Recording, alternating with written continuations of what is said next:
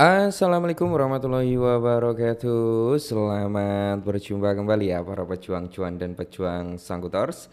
Gimana nih keadaan teman-teman semua hari ini? Nah, semoga kalian dalam keadaan sehat semua ya.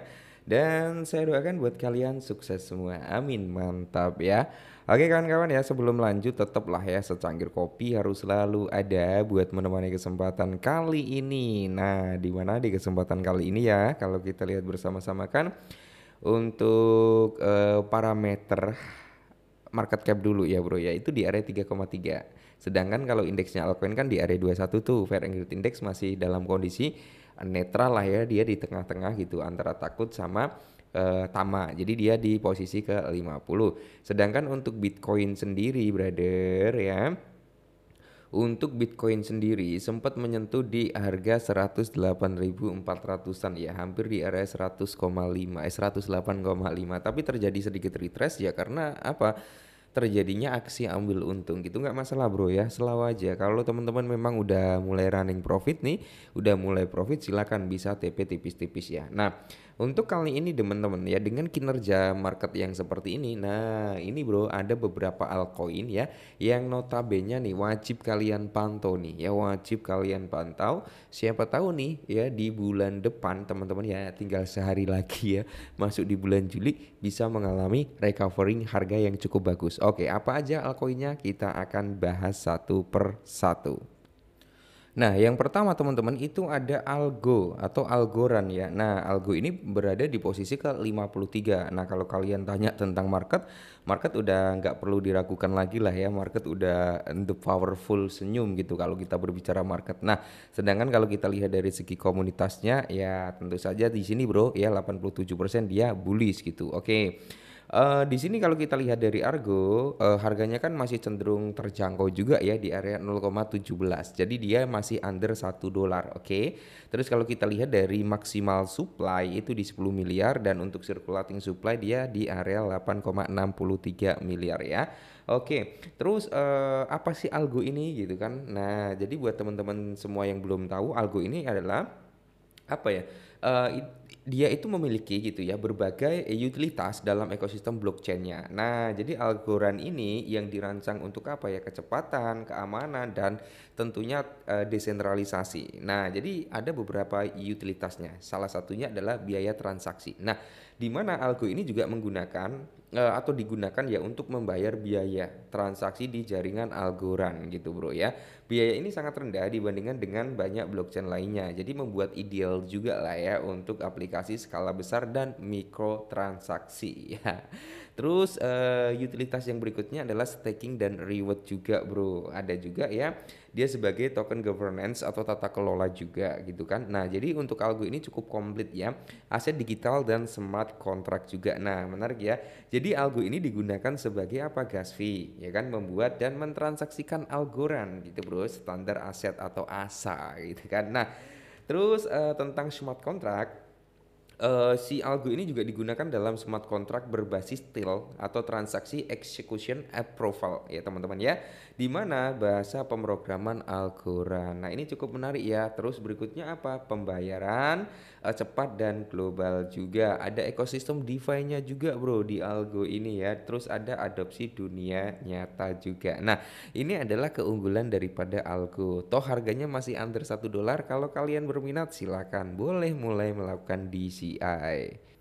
Nah, untuk token berikutnya yang kedua itu ada Sonic bro ya, Sonic atau Esrah triggernya gitu ya. Jadi Sonic ini bro, kalau kalian tanya marketnya di mana aja bang gitu kan, kita cek bareng-bareng untuk marketnya udah nggak perlu diragukan lagi. Sama kayak Algorand tadi ya bro, udah banyak Binance, Bybit, Coinbase juga udah ngelisting. Bagaimana dengan basis komunitasnya? Nah, kita cek juga bro ya untuk data dari komunitasnya, 83% itu masih bullish terhadap si Sonic ini. Nah, untuk harga Sonic kan dia masih under 1 dolar juga bro. Oke, kita cek ya dari market cap kan dia juga under 1 miliar ya, tepatnya di 900 jutaan. Untuk maksimal supply dia nggak tertrigger ya bro, tapi untuk total supply saat ini di area 3,17 miliar, circulating supply di area 2,88 miliar. Nah, seharusnya kalau supply under 10 miliar bro, itu kalau untuk mencapai di harga 1 dolar itu masih sangat mudah ya, possible lah ya teman-teman ya. Oke, jadi apa sih fungsi daripada si Sonic ini ya? Nah, yang belum tahu nih Sonic ini ya bro ya, token Sonic ini adalah salah satu token ya atau ya bisa dikatakan meme lah ya bro, yang berkembang di jaringan Solana gitu kan. Nah, jadi dia mengusung karakter Sonic the Hedgehog. Nah, Gihong atau Gipung ya, itulah intinya bro ya, sebagai inspirasi komunitasnya. Nah, jadi di sini ada beberapa use case atau utility daripada si Sonic ini. Salah satunya adalah aset komunitas dan sosial. Nah, terus dia juga apa? GameFi dan NFT integration ya teman-teman. Nah, ini cukup menarik juga. Terus ada liquidity dan trading di Solana DEX-nya juga, Bro. Ada juga governance komunitas itu opsional sebenarnya ya. Jadi beberapa komunitas Sonic itu memulai mekanisme governance itu berbasis pemegang token seperti memilih arah proyek, kolaborasi ataupun fitur baru. Kurang lebih seperti itu ya. Terus ada marketing dan viral use ya teman-teman ya.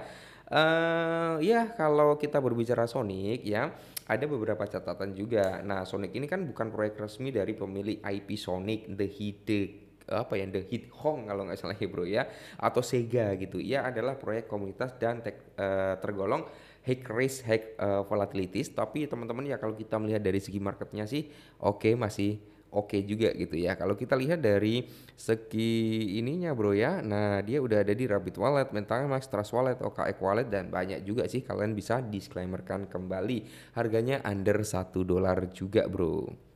Nah, untuk token ketiga itu ada CRO atau Kronos ya teman-teman. Jadi token CRO ini atau Crypto.com coin ini bro ya, itu sekarang dikenal sebagai Kronos atau CRO gitu kan, adalah token asli dari jaringan Kronos ya. Nah, bagi penting dari ekosistem Crypto.com juga. Jadi di sini kalau kita lihat memang harganya under $1, jauh lebih murah dibandingkan kedua token di awal tadi ya. Nah, di sini kita lihat bro dari segi apa? Dari segi supply-nya dulu ya. Kalau kita lihat dari supply-nya maksimalnya kan di 100 miliar. Total supply saat ini di 97,54 miliar dan circulating supply itu di 31 miliar bro. Market cap di area $2,5. Nah, ada beberapa use case atau utilitas daripada si CRO atau Kronos ini ya. Nah, yang pertama apa? Fungsi daripada Kronos ini. Nah, itu adalah biaya transaksi di jaringan Kronos tentunya ya bro ya. Jadi CRO atau Kronos ini itu digunakan untuk apa? Membayar gas fee gitu bro ya di jaringan Kronos tentunya. Nah, yang berikutnya itu ada staking di crypto.com dan exchange-nya teman-teman ya, atau crypto.com apps ya. Ya exchange-nya ya.